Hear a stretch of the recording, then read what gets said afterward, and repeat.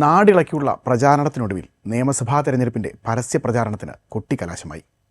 25 ദിവസത്തോളം നീണ്ട പരസ്യ പ്രചാരണ പ്രവർത്തനങ്ങൾ വൈകിട്ട് 6-ന് അവസാനിക്കും.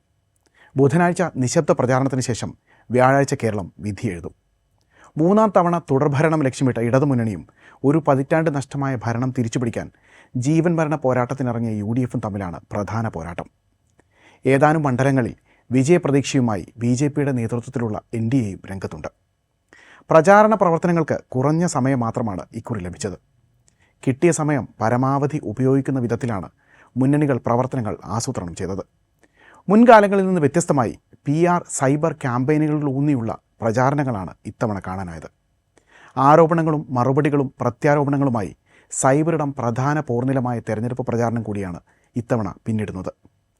തിരഞ്ഞെടുപ്പിനായി എല്ലാം സജ്ജമെന്ന് മുന്നണികൾ നേരത്തെ തന്നെ പ്രഖ്യാപനങ്ങൾ നടത്തിയിരുന്നുവെങ്കിലും ഏപ്രിൽ 9-ന് തിരഞ്ഞെടുപ്പ് നടക്കുമെന്ന് ആരും പ്രതീക്ഷിച്ചിരുന്നില്ല.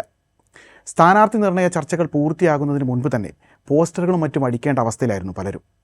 സ്ഥാനാർത്ഥിയാവുമെന്ന ഉറപ്പിൽ പോസ്റ്ററുകൾ അടിച്ചു വെച്ച ചിലർക്ക് ഒടുവിൽ സീറ്റ് കിട്ടാതായപ്പോൾ ആരും കാണാതെ പോസ്റ്ററുകൾ നശിപ്പിക്കേണ്ട ഗതികേടുമുണ്ടായി.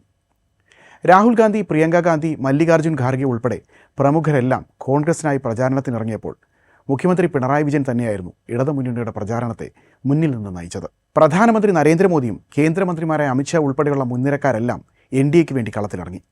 വിധി എഴുതാൻ മണിക്കൂറുകൾ ബാക്കി നിൽക്കെ അവസാന നിമിഷം കളറാക്കാനുള്ള ശ്രമത്തിലാണ് മുന്നണികൾ. ഞായറാഴ്ചയായിരുന്നു സ്ക്വാഡ് പ്രവർത്തനങ്ങളുടെ അവസാനം. സ്ലിപ്പുകളും മറ്റും വീടുകളിൽ അന്നത്തോടെ എത്തിച്ചു കഴിഞ്ഞു. പരസ്യ പ്രചാരണത്തിൻ്റെ അവസാന ദിവസം ഓരോ തദ്ദേശ സ്ഥാപന പരിധിയിലെയും പ്രധാന ടൗണുകൾ കേന്ദ്രീകരിച്ചാണ് കൊട്ടിക്കലാശം.